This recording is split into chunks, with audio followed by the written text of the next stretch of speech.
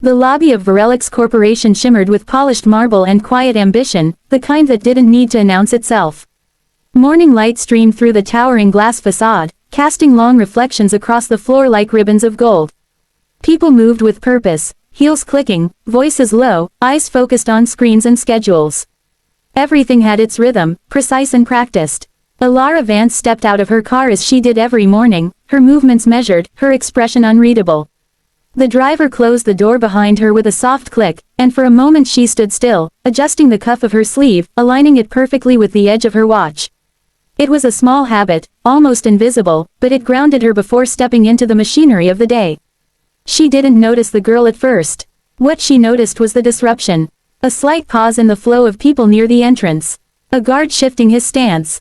A murmur that didn't belong to the usual corporate hum.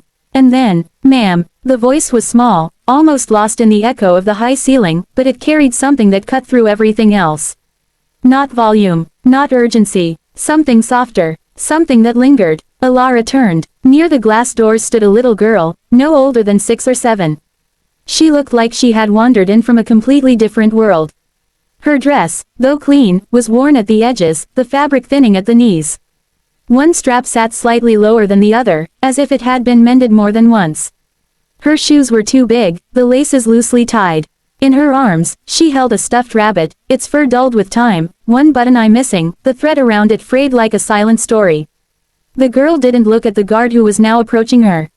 She didn't look at the employees who slowed down just enough to stare before pretending not to. Her eyes were fixed on Alara. The guard cleared his throat gently. "Sweetheart, you can't stay here," he said, careful not to sound harsh. "This is a private building." The girl didn't move. Instead, she took a small step forward, as if drawn by something stronger than the situation around her. "I don't have a mama," she said.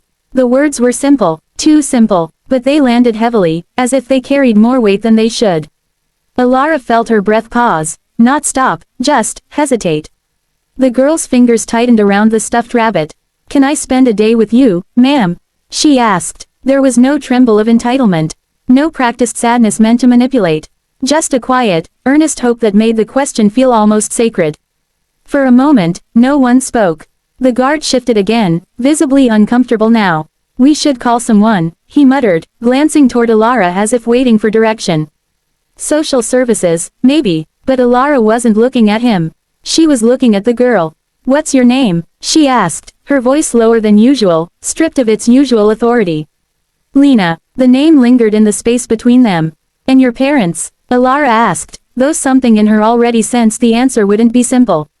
Lena hesitated, her gaze flickering down to the rabbit before lifting again. "My mama went to the hospital," she said slowly. "A long time ago." There was a pause, longer this time. "She didn't come back." The lobby seemed quieter now, as if even the building itself was listening. "And your father?" Alara asked. Lena shook her head. "I don't know where he is." The guard exhaled softly, rubbing the back of his neck. "Ma'am, this isn't, we can't just. Just one day," Lena said quickly, stepping closer before he could finish. Her voice wasn't louder, but it carried urgency now, fragile and desperate. "I won't touch anything. I won't be loud. She swallowed, her small chin lifting slightly as if she were trying to be brave. "I want to know what it feels like." Alara's chest tightened. "What it feels like," she repeated. "To have a mama," Lena said, as if explaining something obvious. "Even just for a day." The words didn't echo. They sank deep. Alara had built her life on clarity, on decisions made with logic and precision. She had faced billion-dollar risks without hesitation, had walked away from deals that others would have fought to keep. She understood control. She understood boundaries. This was neither. She glanced briefly at the people around her. Some were pretending not to watch, though their slowed steps betrayed them. Others looked openly, curiosity and quiet judgment mixing in their expressions. This was not how her mornings were supposed to go. The guard spoke again, more firmly now. "Ma'am, we really should contact the authorities. It's the proper procedure." "Proper procedure." Alara almost nodded, almost turned away, but Lena was still looking at her. Not at her clothes, not at the building, not at the power she represented. At her, as if none of that mattered. As if all that mattered was whether she would say yes. Alara crouched slightly, lowering herself just enough so that their eyes met on a more even level. It was a small shift, but it changed everything. Why me? She asked. Lena blinked, as if the question surprised her. You looked kind, she said simply.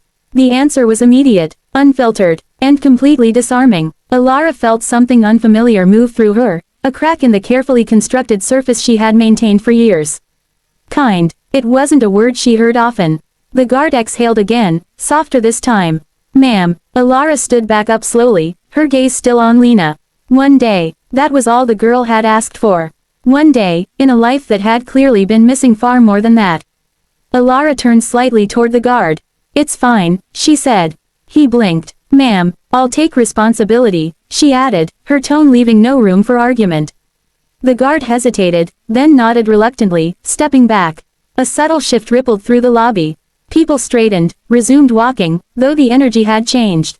Something unspoken had happened, something that didn't quite fit within the usual rules of the place. Lena didn't move at first. Really, she whispered. Alara looked at her again, and for the first time that morning, there was something softer in her expression. Yes, she said, that was all it took. Lena's face didn't explode into excitement. She didn't jump or shout. Instead, a quiet smile spread slowly, like sunlight breaking through clouds after a long, gray day. Thank you, she said, holding her rabbit a little tighter. Alara gestured toward the elevators. Come on. Lena walked beside her, her small steps trying to match Alara's longer stride. For a moment, Alara slowed down without thinking. As they crossed the lobby together, something subtle but undeniable shifted in the air. The powerful CEO and the little girl with the worn dress and the one-eyed rabbit. Two lives that had no reason to intersect. And yet, somehow, they did. Just for a day, or perhaps, Alara thought, though she didn't fully understand why.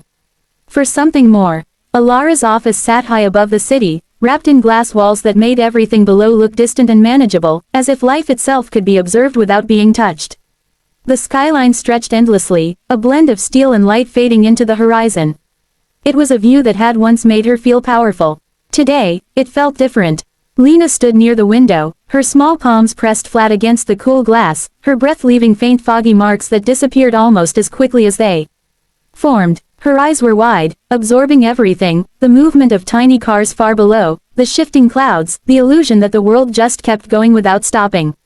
It looks like the world doesn't end, she said softly.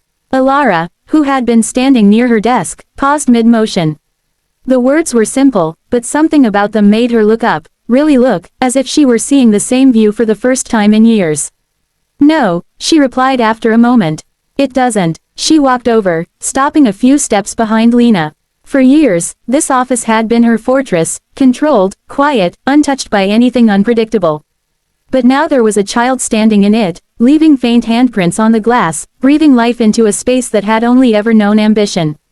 Her assistant had tried to protest when Alara canceled the morning meetings. You have investors waiting, Ms. Vance. The board. Reschedule, Alara had said simply. There had been hesitation, confusion, but no argument. There never was. Now, with the silence settled around them, Lena turned away from the window and began to explore. She moved slowly, as if unsure whether she was truly allowed to be there, her fingers brushing lightly against the edge of a chair, the smooth surface of the desk, the spine of a neatly arranged file.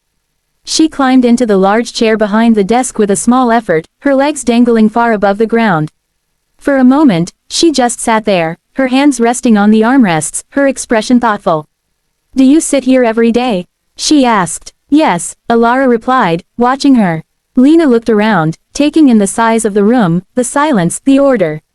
Do you ever get lonely? The question landed without warning. Alara didn't answer immediately. She had been asked many difficult questions in her life, by investors, by competitors, by journalists, but none had ever caught her off guard quite like this. I'm busy, she said finally. Lena tilted her head slightly, her gaze steady in a way that felt far older than her years. That's not the same, she said. Alara exhaled quietly, a faint, almost invisible smile touching her lips. No, she admitted, it isn't. Lunch arrived not long after, simple, neatly arranged, far more than Lena seemed used to. She sat across from Alara at the small table near the window, her posture careful, as if she were trying to do everything correctly. Alara sliced Lena's sandwich into smaller pieces without thinking, sliding the plate toward her. Lena watched her hands. My mama used to do that, she said softly. Alara paused. Do what? Cut it like that, Lena replied, picking up one of the pieces. She said it tastes better when someone cares. Alara felt something shift again, deeper this time. And does it? She asked. Lena nodded, taking a bite. Yeah, they ate in a quiet that wasn't uncomfortable. Lena chewed slowly, as if she wanted the moment to last. Alara found herself watching her, noticing the small things, the way she held the sandwich carefully so nothing would fall, the way she glanced up occasionally as if making sure Alara was still there. After lunch, Lena wandered again, this time with a little more confidence. She found a small decorative object on a side table, turning it gently in her hands before placing it back exactly where it had been. Can I touch this? She asked before picking up anything else.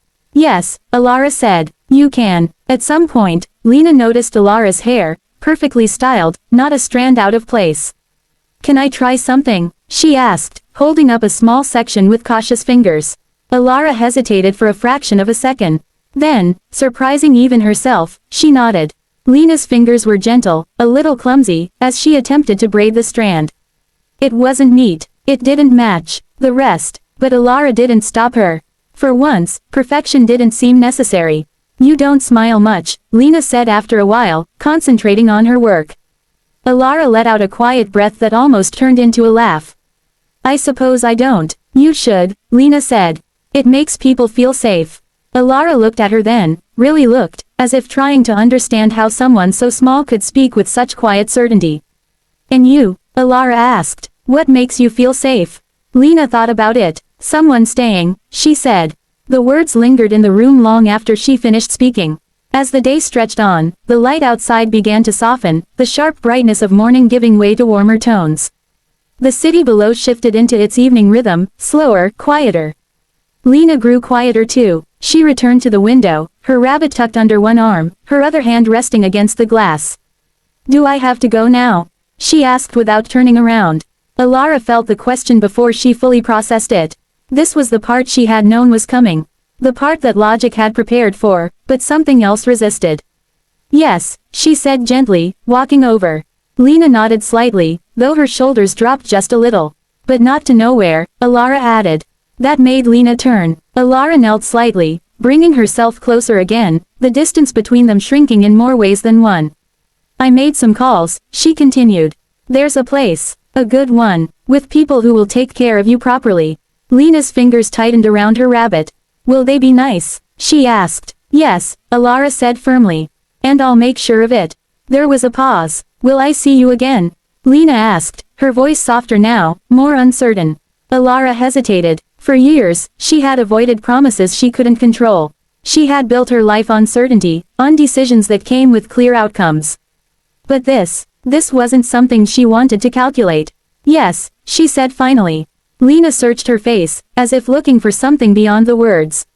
Then she nodded. Okay. When it was time to leave, Lena slipped her small hand into Alara's without asking.